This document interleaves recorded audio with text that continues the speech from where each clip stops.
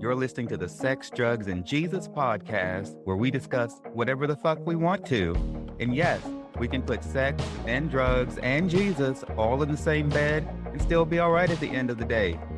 My name is Devanin, and I'll be interviewing guests from every corner of this world as we dig into topics that are too risque for the morning show, as we strive to help you understand what's really going on in your life. There is nothing off the table, and we've got a lot to talk about, so let's dive right into this episode. Good day to everyone, and thank you so much for joining the Sex, Drugs, and Jesus podcast yet again.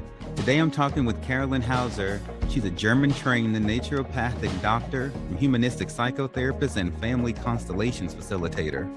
Now, this whole episode is about using unconventional means to solve life's problems. So in today's show, Carolin is going to give us a unique look into orgasms. We're going to talk about how she survived anorexia and bulimia. We're going to get into the dangers of overextending ourselves. Then we're going to talk about how dopamine is connected with becoming bored with our partners. And ultimately, this is all about how we can get paradise here on earth rather than waiting till we die to get it in heaven. Have a good listen. Good morning, Carolin, sorry. Welcome to the Sex, Drugs, and Jesus podcast. How are you today, my lovely lady? I'm great. I'm excited to be here. I'm so excited to have you, my dear. So you have quite a few, I'll say, titles associated with your name. And so right off the bat, I want you to break down what these different things are, because anybody who researches you is going to see this, and it all sounds quite impressive and everything like that. But I want to know what it is. So there's three things. It's your bio was telling me when I researched you that you're a German-trained naturopathic doctor, a humanistic psychotherapist, and then a family constellations facilitator. Yeah. This all sounds like some cool shit. So what it is? So I was trained in Germany to be a naturopathic doctor. A naturopath is basically like a medical doctor. We just learn to treat things the natural way, and we're not allowed to do surgery, or we're not allowed to treat infectious diseases and give immunizations, but we have to be able to diagnose everything. And because it's more natural, way of medicine, the reason why I studied it in Germany, it allows you to touch people and basically do counseling or do therapy, like psychotherapy, that's also including touch. So I was very much interested in the connection between our soul and our body and our mind and our body and that kind of stuff. So that's why I studied that. And then the humanistic psychotherapist is also a little bit different than marriage, a licensed marriage counselor. Humanistic psychotherapy is very much based on principles where we include the whole human being.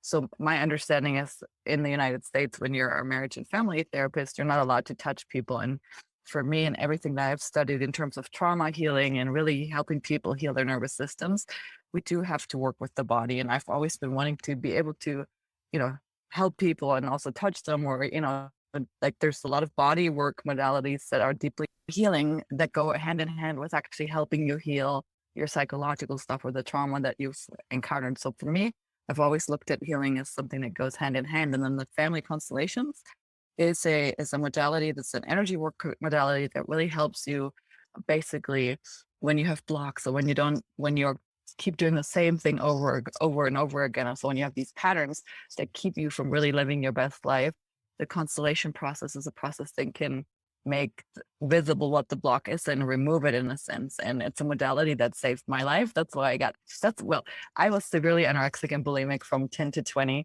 and nothing helped. And I received a family constellation session, and within a short amount of time, I was able to let go of the addiction, basically. And that's what got me into then, studying all this other stuff.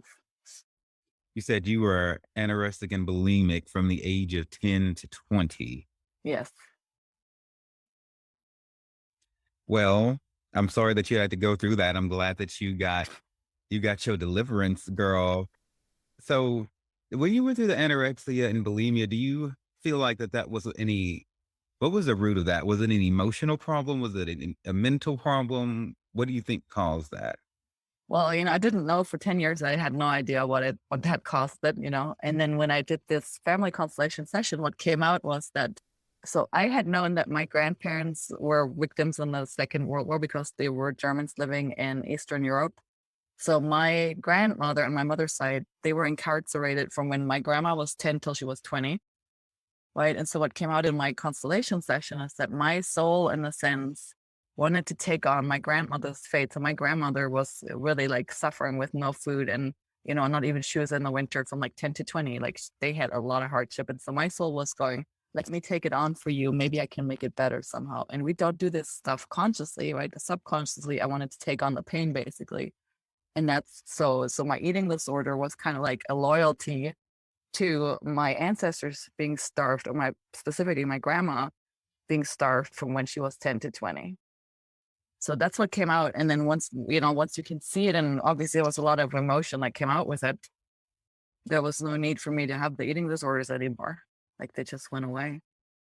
So is that particular family constellation therapy akin to hypnotherapy in any way? No, it's different. I mean, there might be some similarities because they both work with the subconscious mind, but I'm not trained in hypnotherapy, so I can't tell you really what the difference is. But it seems like that across both that there's some sort of relevance to like the subconscious. So Yes, so probably a lot of your work that you do has to do with things that control us and we don't know why they control us. exactly. Yeah, and it's always super surprising. What comes out, it's never the same. You could have 10 people with the same, like with eating disorders, for example, or I mean, my specialty is helping couples with intimacy stuff and just relationship stuff, and you could have 10 couples with the same problem, and the reason why they're having that problem is completely different. It's like, for me, it never gets boring because it's always so surprising and so deep and profound, and you just realize that there's so much more to life that we don't see, that we carry with us, and who we are. We're not just this individual being. We're like a conglomerate of so many different stories and people that brought us forward, and then here we are. We think we're all independent. We're not. Right? Because the things that, so much stuff has affected us since before we were born. Hmm. And a lot of it we can't remember and Yeah. stuff like that. One of the major themes that I preach, if I'm not banging my head against the wall and beating the shit out of the dead horse, is for us to begin to understand. And when I say us, I mean all of humanity, why we believe what we believe and why we do the things we do. Like, what is the true motives? Like, what are our true motives? And, when I think about that, I think about stuff like racism and homophobia and things like that. You know, why do guys who want to say they're straight, spend so much time and attention attacking non-straight people? you know, Yeah. I think, things like that come from a deeper place. Yeah. So basically what this means is that we may not know ourselves as well as we think we do. That's Yeah. Yeah. I mean, we know ourselves consciously, but then, when things aren't working the way that we do want, at some point we have to realize there's, something going on in our subconscious mind that's maybe not as supportive or not as healed as we think we are, or, yeah. And we all have it. It's the same. And I think about businesses that fail, relationships of various sorts, be it friends or lovers or whatever, that don't necessarily work out. A lot of times I think that it's because the people involved in these different interchanges didn't really know themselves to begin with. And therefore the foundation inherently was not as strong as it could have been, or one might say false. It's because, it wasn't real. Not that they necessarily were trying to be deceitful, but they weren't at their highest level of awareness yet. Yeah. And I mean, sometimes, we do know that intimate relationships will bring out our stuff, right? If we haven't looked at it and healed. So relationships can be a place for healing if you're willing and if you're aware, and and then also, I don't want to bash on therapy, but therapy oftentimes just works with the conscious mind. So a lot of people go to therapy, and not all the therapists are trained in methodologies or tools that really address the subconscious mind. And so you just keep going around and around in circles instead of getting the right help and the right tools. And so in my own life, I had therapy, a lot of therapy, and it was great that I had somebody to talk to. I don't want to, it was really good that I had somebody to talk to at least, but it didn't help me heal. When it came to healing, I needed something else. And so I kept looking and looking and looking until I found family constellations and other tools. And I've spent the last 23 years of my life just gathering tools and getting better at this and finding ways that we can help ourselves and each other to have harmonious relationships and not so much disruption and drama and trauma, right? It's good that we have all of these options because like going to a buffet, like some things are going to attract different people. Exactly. Some Yeah. some food, some of us may not be able to ingest or digest. And Yeah. so you got your family constellations, hypnotherapy.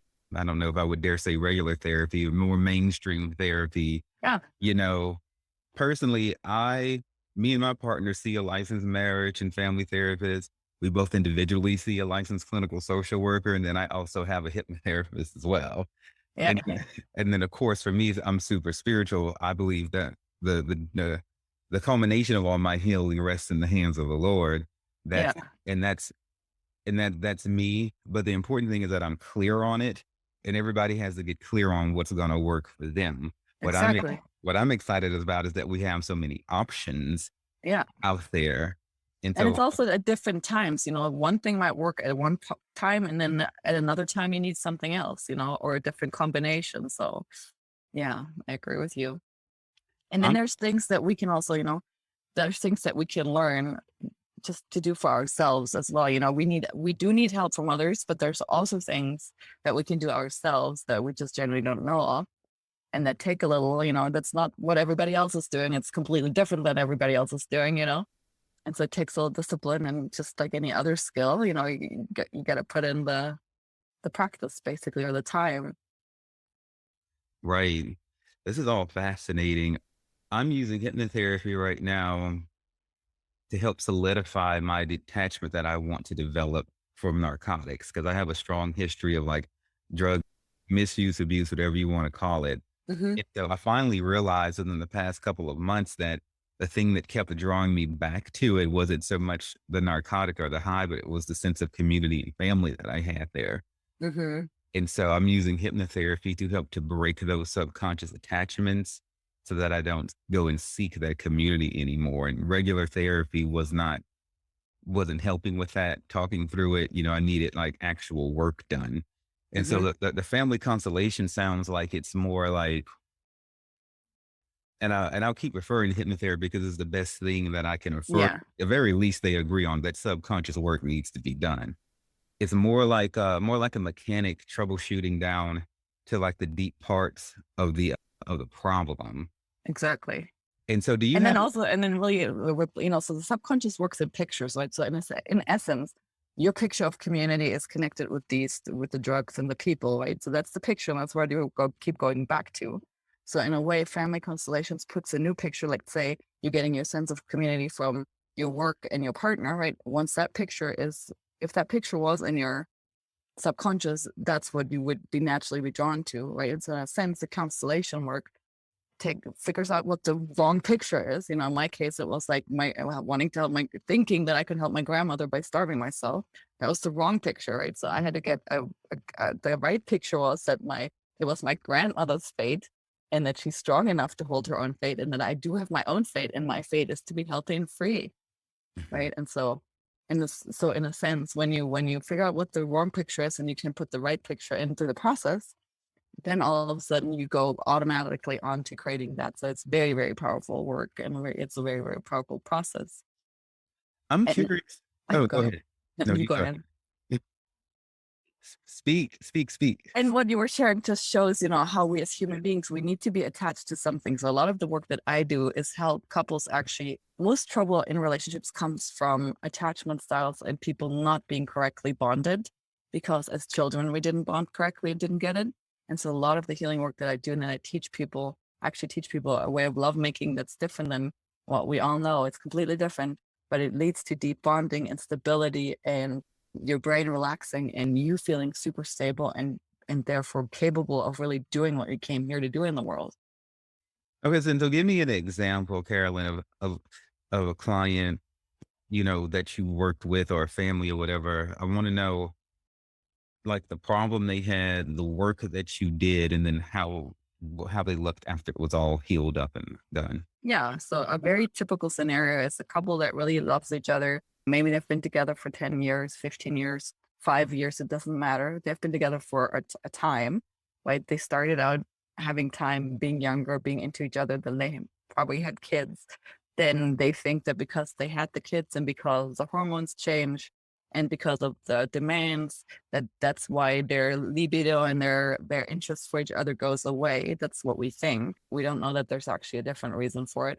And so they basically learn to function and learn to put everybody else first. And they actually don't just learn it. That's what we've all learned, right? We've all not learned to put our relationships first, to make time for intimacy and play and all of that. We've all been in survival in a sense in our subconscious. So very typical. They come and they've become good friends and roommates, and sex life has pretty much gone out the window. And it's difficult to bring back because there has been rejection, maybe, or her body's not working anymore. She's just not feeling it. She's just feeling depleted. Oftentimes, women have autoimmune diseases and just are not feeling well. Both of them are drained. So that's a very typical scenario.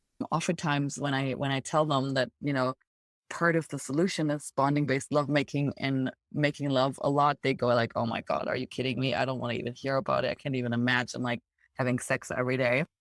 And so when they go into the process, the thing is with bonding-based lovemaking, it's a way of lovemaking that fills you and nurtures you and replenishes your nervous system. So I have a friend actually who's my client, and when she came to me, she didn't want to be touched. She didn't think that touch was her love language.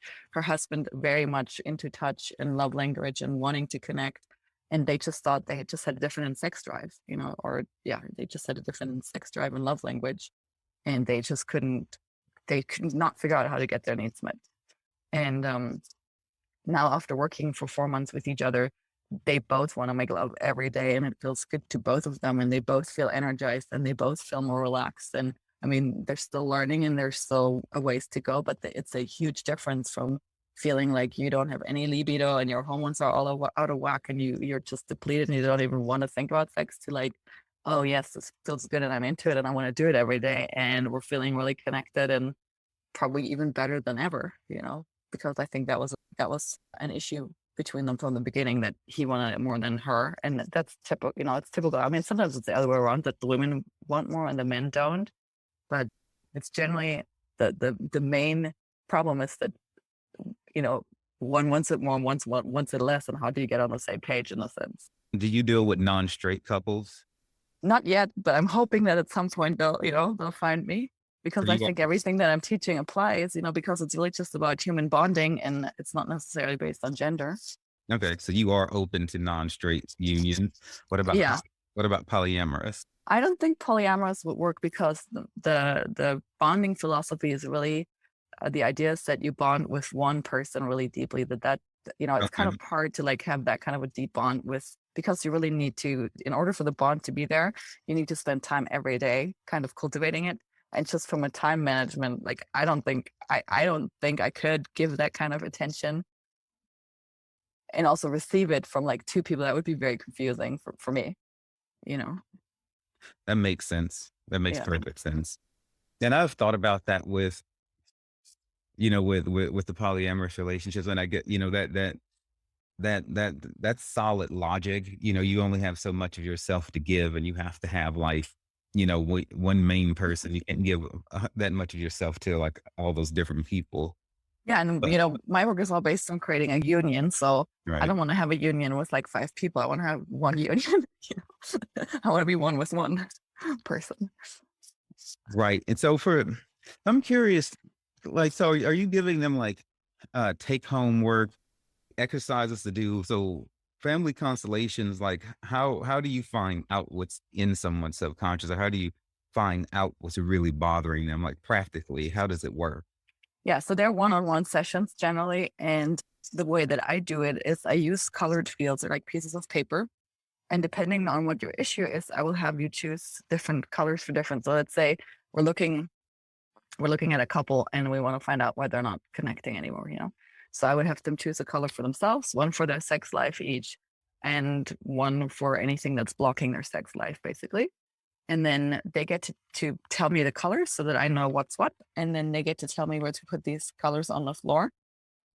And then I step on the colors, and by stepping on the colors, I can start reading their feel. So everything's energy. And for somebody like me, anybody has the gift of reading energy. I've just trained myself, and I've done it a lot, so I'm very good at it. But anybody could learn to read energy by stepping into these fields. The energetic information is available to all of us because consciousness, God, whatever you want to call it, the information is just there. Mm-hmm. So because I'm not you, you cannot have access to your subconscious, but I can because I'm not you, right? In a sense. And then by me verbalizing it, it can become conscious to you, basically, right? By having it outside of yourself. That sounds so fucking cool. I could just And have it is, imagined you like stepping on all these different colors. It yeah, sounds like it sounds, no matter how old we get, we still love colors. yeah, Colors are just so stimulating, man. yeah. So, so let's see here. So And then I also, I did not come up with bonding-based lovemaking. There is science and there's books on it. And there's one particular book that's called Cupid's Poisoned Arrow. That's kind of like the go-to book. And that's what I found and how I got to it. But there's not a lot of people teaching it. So there's a book, and it's pretty hard to do this from a book without having some support and getting some help with the subconscious stuff. Because when it comes to deeply bonding, like I said, when we have attachment style issues or traumas, it's not safe for our nervous system to bond. So we need to heal that first before we can actually move into really doing the bonding exercises. People will otherwise have resistance and come up with excuses and not find the time if that stuff's not healed. right.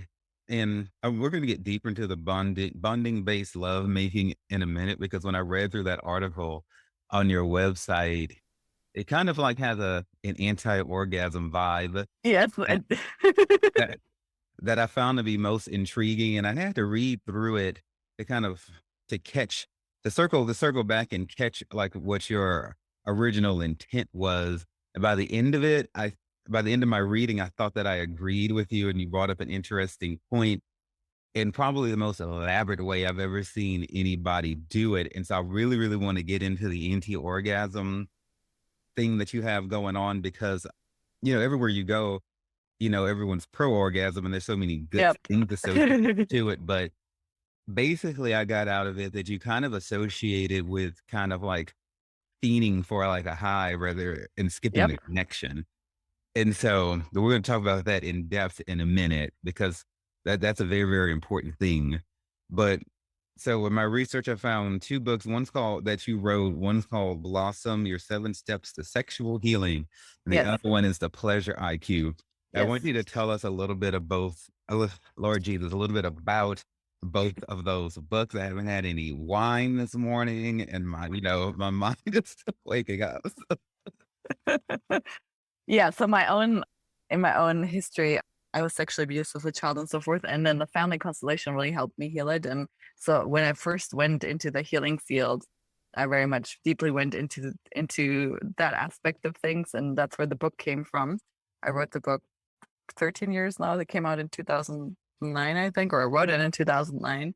And it's really just a book it's a book that will help you understand any kind of trauma. It's an introduction to family constellations also. And then it's structured in a 7-week course where you can take yourself through and just come to a better understanding of why and what happened and what trauma really is. And I'm teaching you body-centered exercises in the book, because most people think that when trauma happens, it's a mental thing. It's mental impact. When it's not, it's an energetic impact on our whole physiology. Our subconscious lives in our body and our cells. So in order for us to heal, we need to learn to work with our body. And most people that have experienced trauma, we're not in our bodies anymore. So there's a lot of ways that we can start learning, gentle ways to come back into our bodies that have nothing to do with having to relive the trauma or, going and processing the story or anything like that. It's more about really learning to be in your body and starting to feel things and learn to engage your senses again and starting to feel safe, relaxing and things like that. That was my own path to healing. So it was different than talk therapy or some of the other trauma healing modalities. And then the pleasure IQ really was a continuation. In 2012, I had a complete breakdown.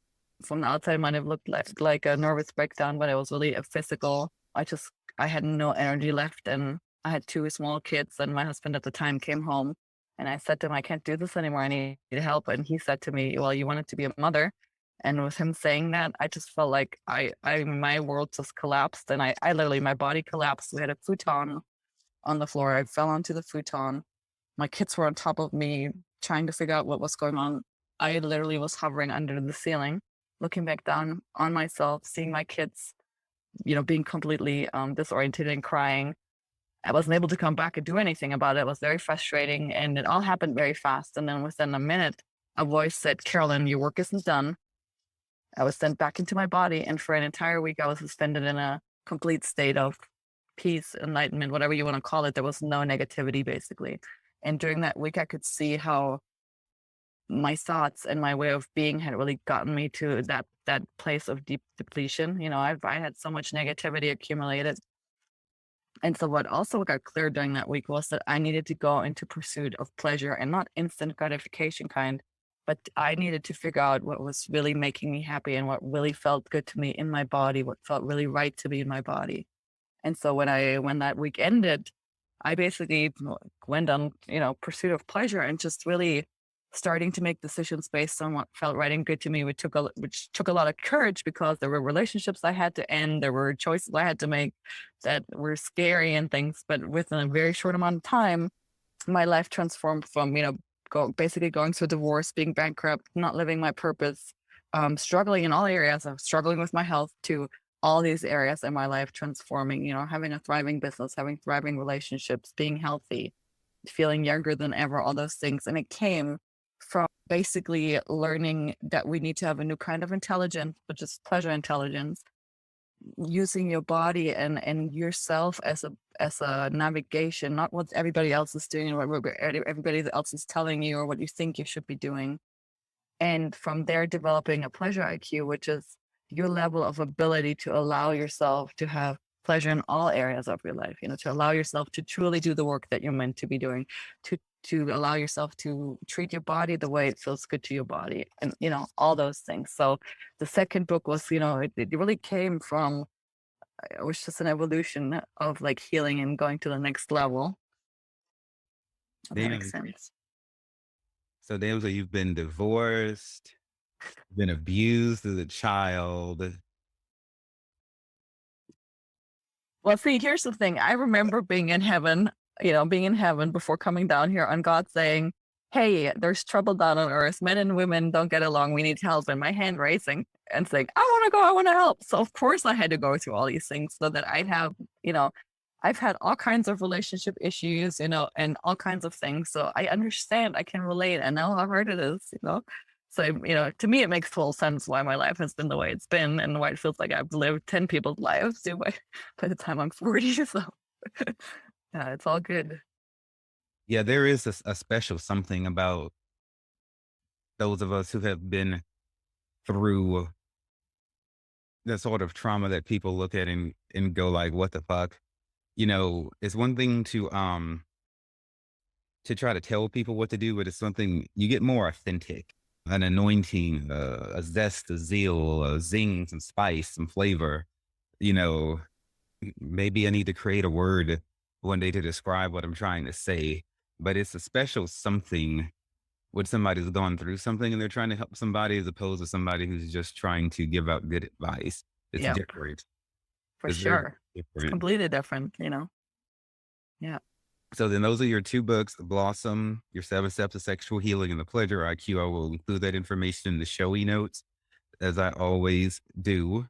Now, tell me what the blissful marriage method is. Yeah. So the two books, obviously people can just read on their own and do whatever. But the way that I really help people is the blissful marriage method, which combines the family constellation, the trauma healing, really teaching people how they can heal their trauma and be in a better emotional and spiritual and connected state. And then it teaches them, and I help them transition into the bonding-based lovemaking, which is also, it is in itself a deeply healing way of connecting too. So That's it's a little bit longer process. It might not be super easy in the beginning because our brains are so used to what we've been doing for so long. We don't know that there's a different way. It's kind of like what you're going through in your process. Your brain's used to the drugs, and it's going to feel boring and all kinds of things to not have them for a little while until it starts feeling better, until being sober starts feeling better, and it's kind of the same thing when you go from having sex with orgasm, which we think is pretty cool, but when we actually look at our brain, when you have an orgasm, and you alluded to this, it's a dopamine spike, just like as if you were taking heroin and cocaine, and we wouldn't do that twice a week or 3 times a week, and it would make sense that if we did this twice or 3 times a week, that we would stop at some point because it wouldn't feel good anymore, right? That's why people stop having sex, because instinctively they just know there's something that doesn't feel good anymore. And also, when it comes to dopamine, we need new stimuli all the time for the dopamine to be released. So when you're with the same person, you don't get the same stimuli, and you just get bored and you need something new. And it's really just because of the dopamine. It's not because you don't love each other. It's not because the kids and everything. It's because we don't know to activate the other thing, the bonding chemicals that would keep the connection, which is oxytocin. It's the other chemical that makes you feel really happy, really steady, really deeply connected, and really happy and deeply satisfied.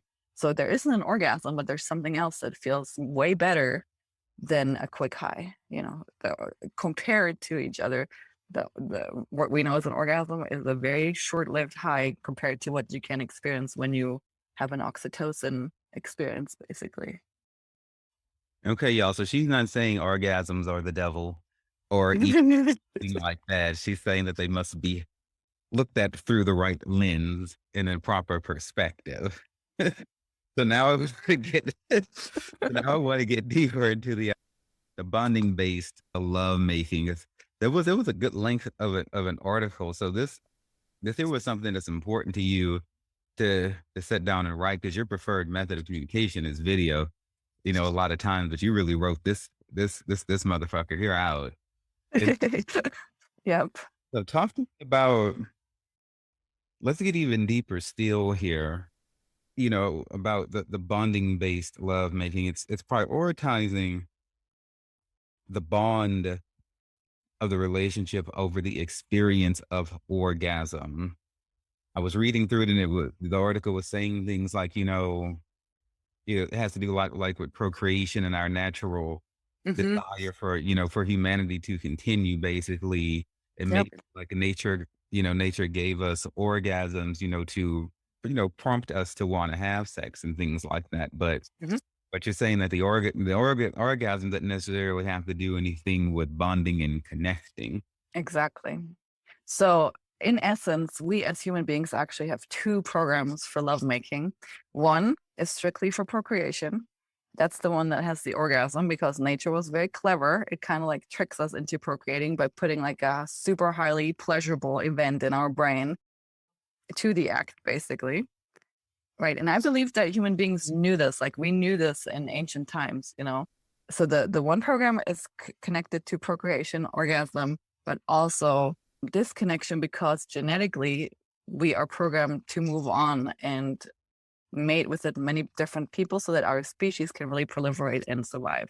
So it's not this program, the orgasm procreation program, is not interested in long-lasting bonds that maybe only have 1 or 2 kids or no kids at all. With the bonding-based lovemaking, there is no orgasm, no ejaculation, and as both for women and men, no orgasm involved. So it's really a way of making love a lot and having fun and being deeply connected without risking having a baby every time.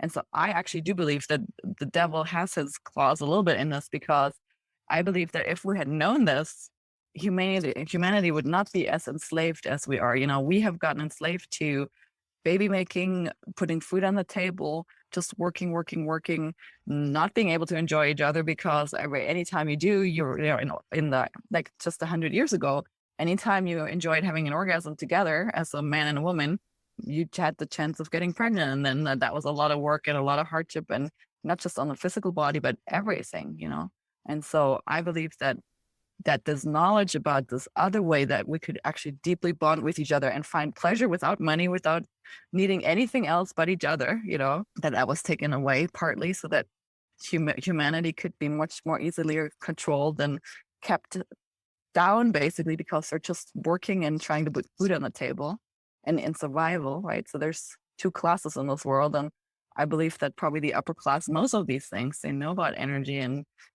and all these things, and sexual practices to keep your energy and so forth, that they keep this knowledge away from us so that the rest of us just keeps like being down on the bottom of the barrel, scraping away, And so I do, like I said, I do believe it's a little bit of the work of the devil, because once we know this other path, we can set ourselves free.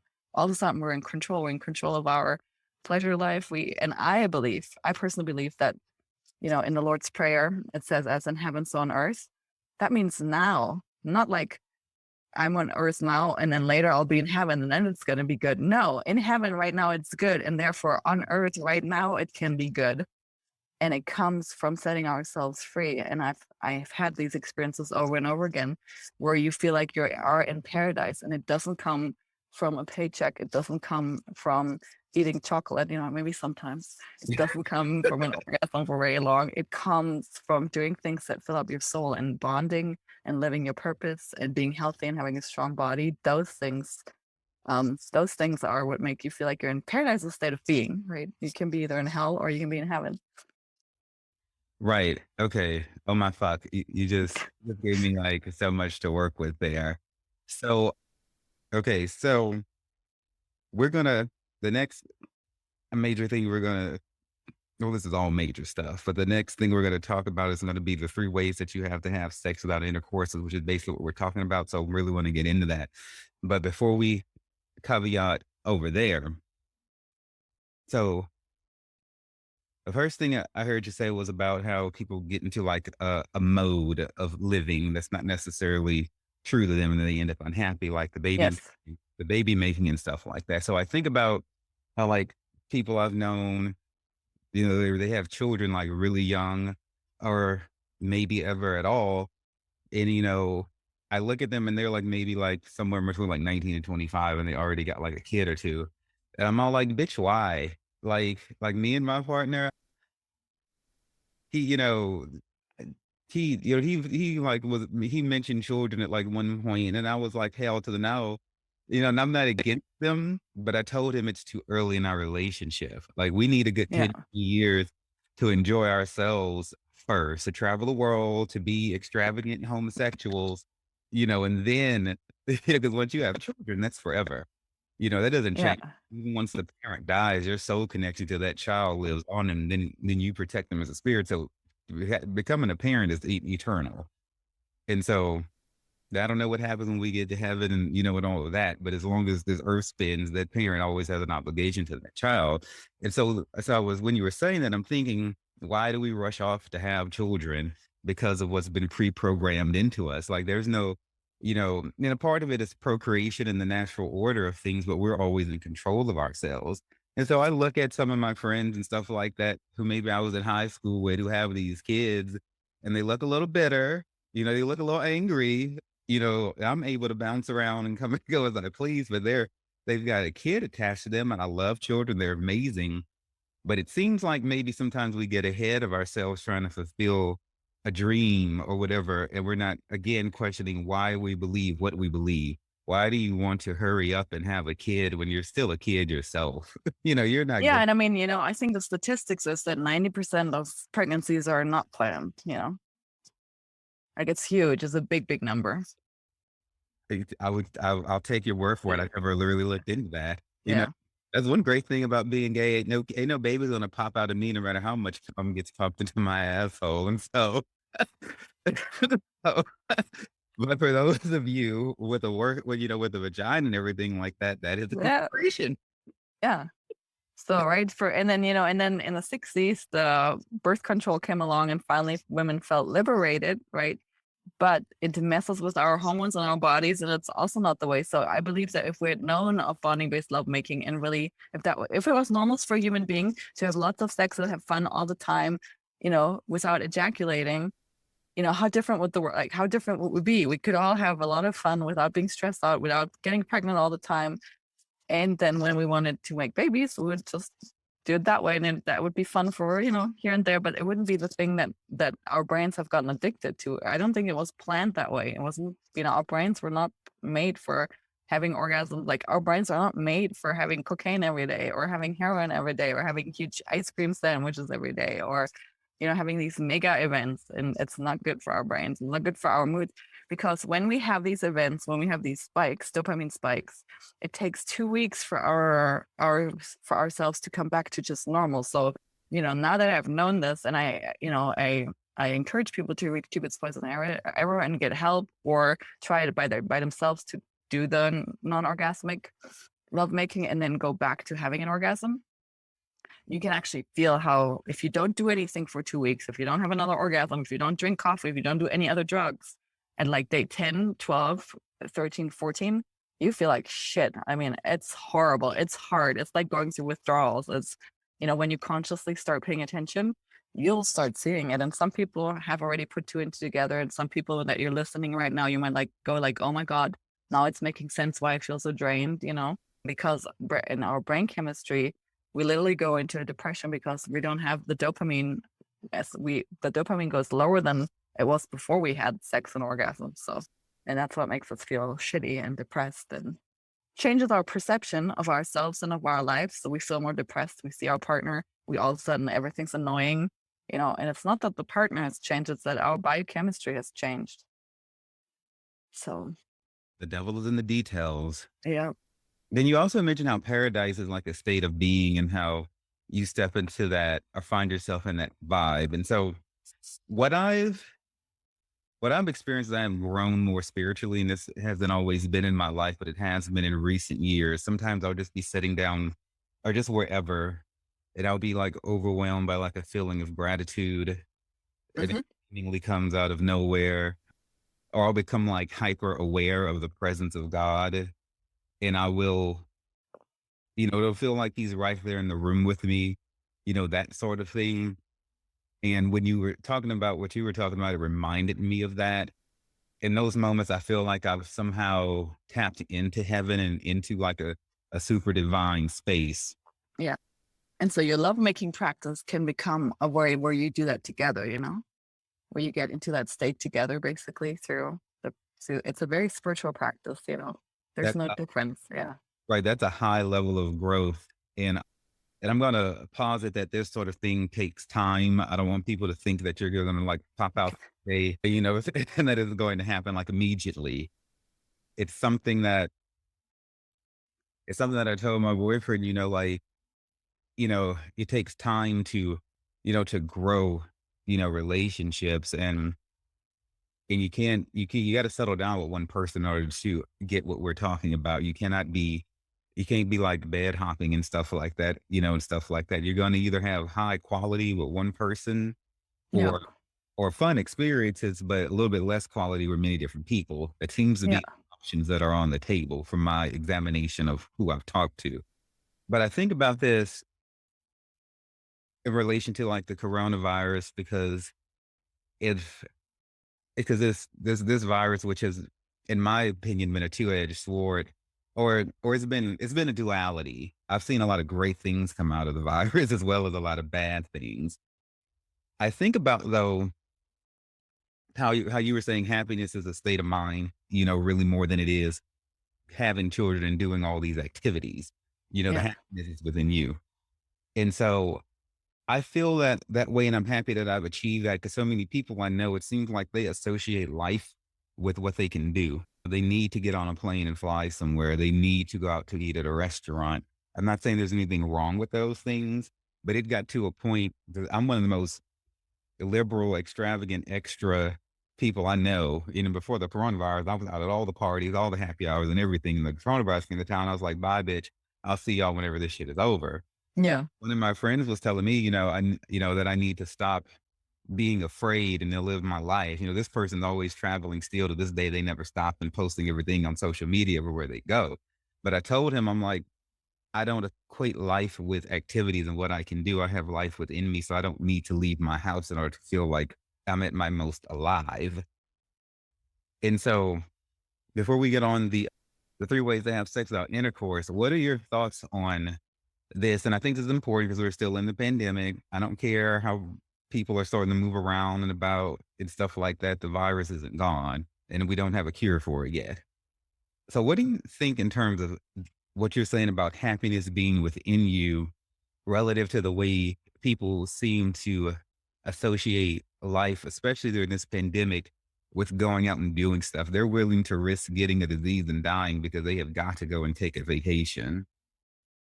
Well, I think anytime that the truth is we don't have power over our outer circumstances.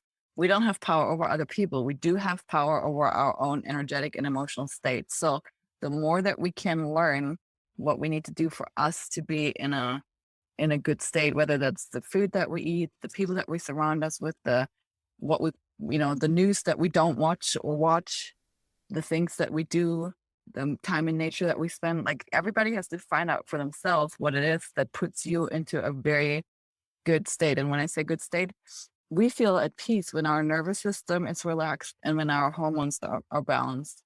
And there's physical things that we need to do so that that happens.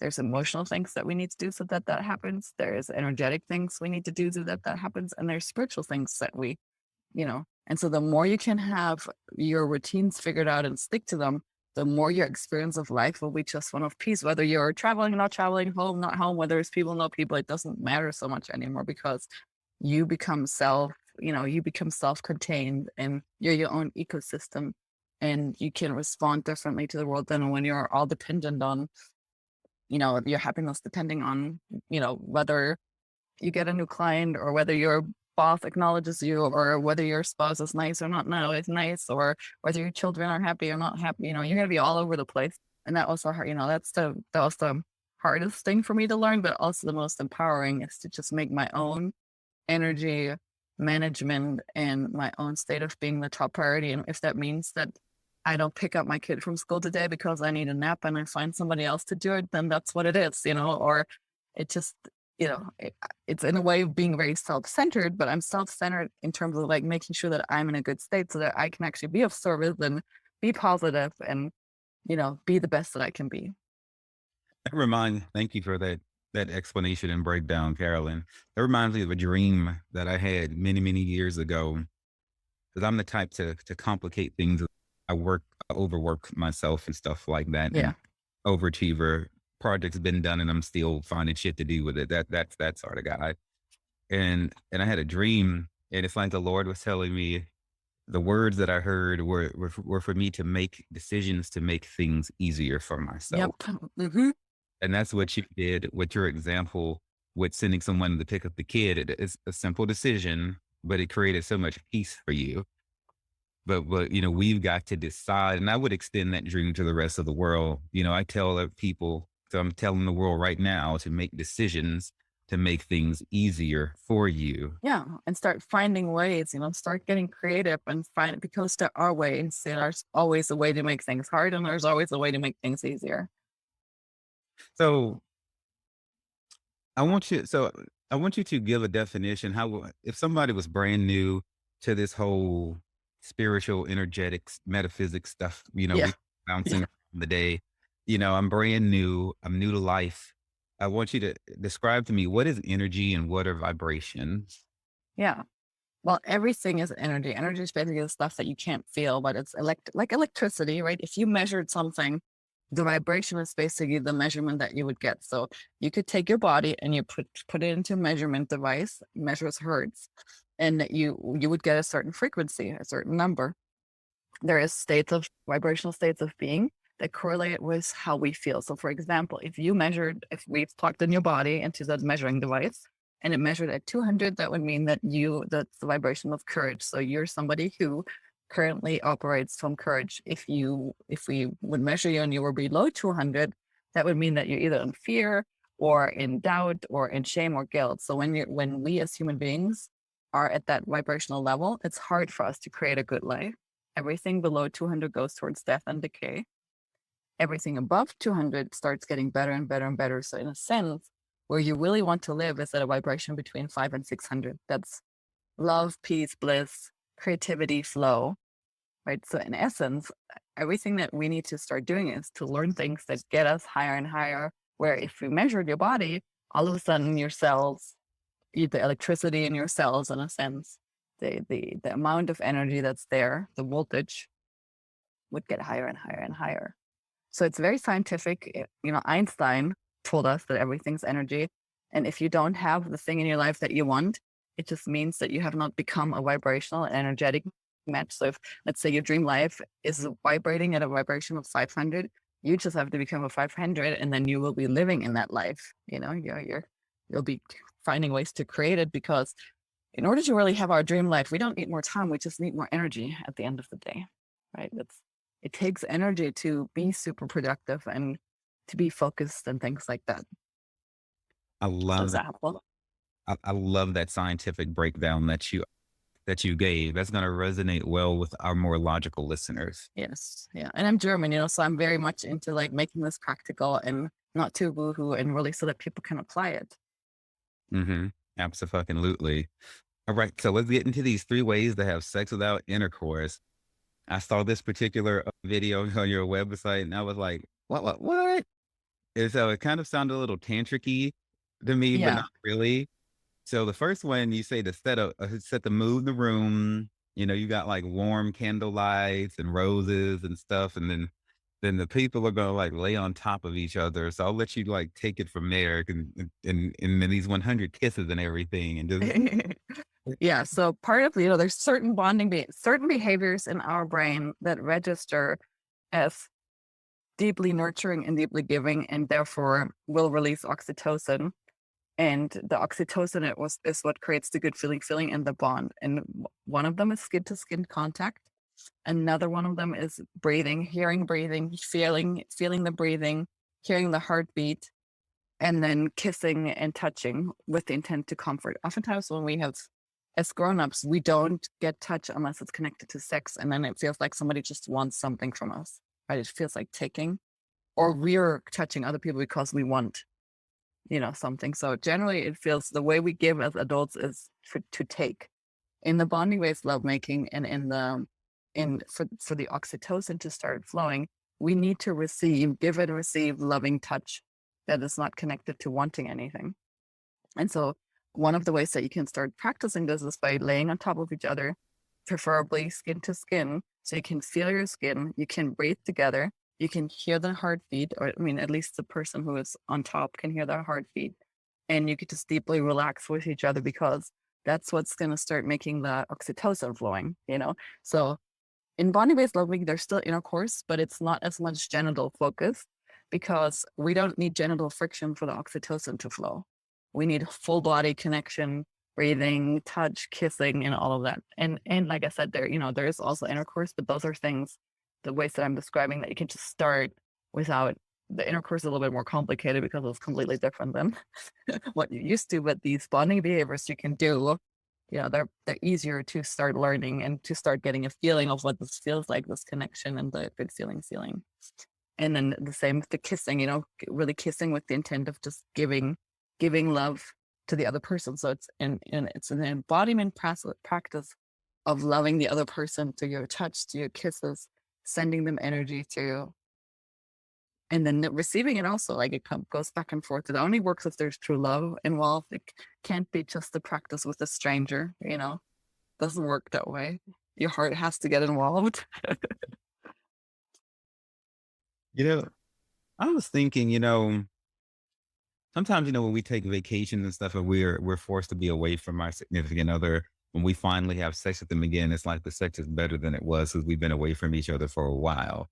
So it may not necessarily have been so much the physical distance, but you've given us a lot of scientific reasons why that may be so. Do you think it would be a good practice for people who are in, serious relationships to take intentional breaks from having sex from each other for, a couple of weeks here and there to keep things fresh and to renew? No, it's actually the opposite. Like the more time you can spend together with the bonding behaviors, I Um, would say, take a break from conventional sex, yeah. but Yeah. do the bonding behaviors and learn how to have intercourse with, it's not just having sex and stopping. It's very frustrating. It's not what it is. It's just really learning a different way.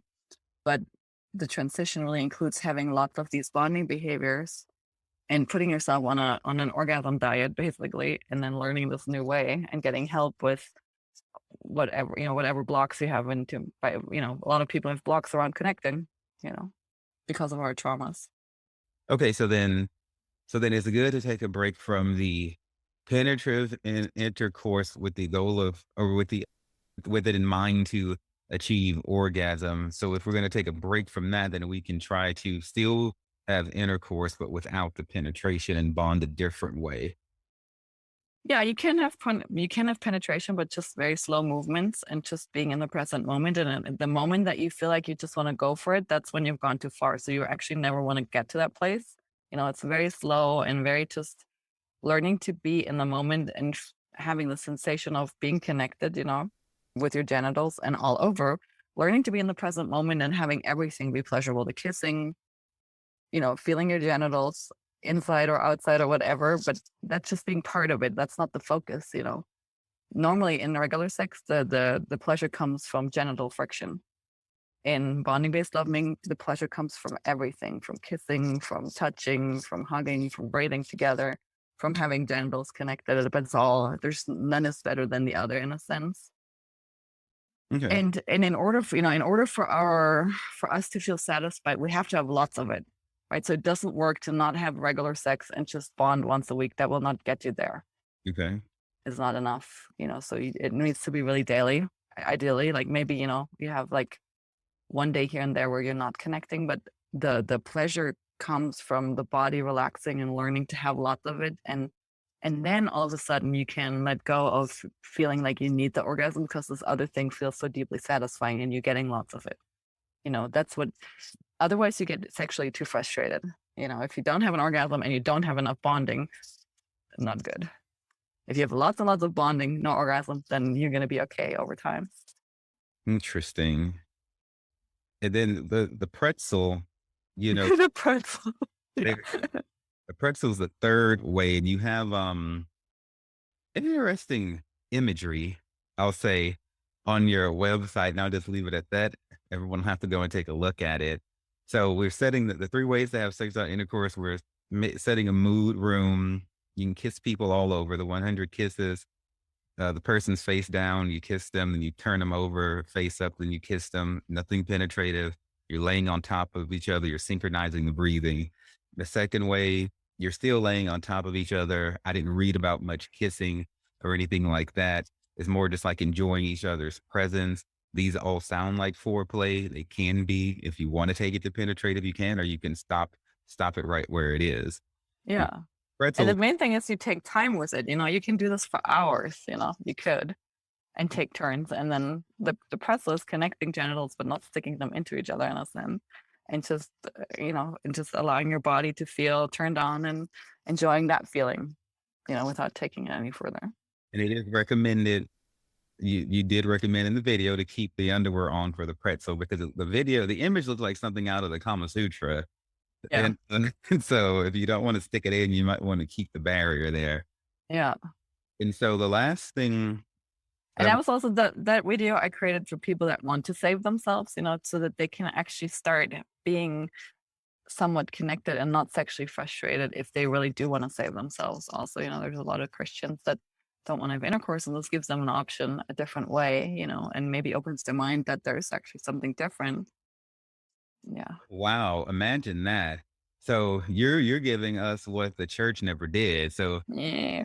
church is always like, don't do this and don't do that, but there's no fucking alternatives. Exactly. Yeah. You're given an alternative. Yeah. So then the last thing I want you to speak on, and then I'll let you have the last word and close us on out. In the video that you had made about women libido, how that's basically women's lack of libido and the lack of sex drive, and how that's basically related to exhaustion. Yeah. You said in there, and I'm going to quote you, that you can basically you can survive in this world. You're talking to women now. You said, women, you can survive in this world not pleasing everybody and without self sacrifice. Yeah. I think that's a huge problem with women and a lot of people who are just trying to please people too damn much. And because it's a pure thing to want to be helpful to people, some people don't get that you can take it too far, Yep. that it can turn negative. So I want you to explain that line that you have in that video that you can survive this world not pleasing everybody or sacrificing yourself. Yeah, so it goes back to, becoming self-centered. So I was severely, depleted. I had adrenal burnout and chronic fatigue, stage 4. So it was very bad in my case. And I had to learn the hard way, obviously, to really make my own energy the most important thing and give to myself first and catch myself when I'm overgiving, because when I'm depleted and, not functioning, nobody benefits. So the more we can give to ourselves and make sure that our cup's full first, then we can give from the overflow. We are more powerful. We can do more, give more, and at the same time, also be happy at the same time. I don't believe, I believe that we came here to have that our purpose collectively is actually to learn that we can allow ourselves to have a really good life. God did not send us here to suffer, right? And so this whole self-sacrificing thing is like, it's just another way of keeping ourselves small and not functioning and not really living our purpose. You preaching now, sister girl. So with that, whatever it is you would like to say to the world, go ahead and say it. I'll let you have the last word. Yeah, so I just want to say, part of why I do what I do is that I do believe that when a man and a woman or partners come together, I'm sure when you're identifying gay, that one is maybe more on the feminine and one is more on the masculine. I believe that the feminine and the masculine makes a whole, whether that's a man and a woman or, it doesn't matter. We all have feminine and masculine energy in us. But when the feminine and the masculine energy within us and then in a couple comes together, we're so much more powerful than anything, because we were not made to be alone. We're not made to be half. God made everything to be whole. And when we're in wholeness, we can do anything together, together we could, that's what makes it easier. Right? When we try to do things alone, it's hard. When we do things together, it gets easier. And so my vision is to start this movement of people that know about bonding-based lovemaking, so that we pioneer this together and really create heaven and earth together, because just being by myself in paradise is kind of boring. I want to be there with a lot of people, with most people, with as many people as possible. So check out the bonding-based lovemaking stuff. There's resources like on my website and on YouTube. And I'm always happy to have conversations with people, free conversations, and it's easy to reach me. And I'm sure you put all the contact info in the show notes. So yeah, like just decide to believe that there's a way to find paradise and start marching. Yes, indeed. So Carolin Hauser, everyone, the author of The Blossom and the Pleasure IQ. Her website is carolinhauser.com. It's CarolinHauser.com. She's on Facebook, Twitter, Instagram, LinkedIn, YouTube, and yes, all of this go in the showy notes. Thank you so much, my dear, for this very energetic conversation. I look forward to releasing this to the world so that they can find that paradise. Yes, thank you for having me, and thanks for doing the good work. Thank you all so much for taking time to listen to the Sex, Drugs, and Jesus podcast. It really means everything to me. Look, if you love the show, you can find more information and resources at sexdrugsandjesus.com or wherever you listen to your podcast. Feel free to reach out to me directly at devannon@sexdrugsandjesus.com and on Twitter and Facebook as well. My name is Devannon, and it's been wonderful being your host today. And just remember that everything is going to be all right.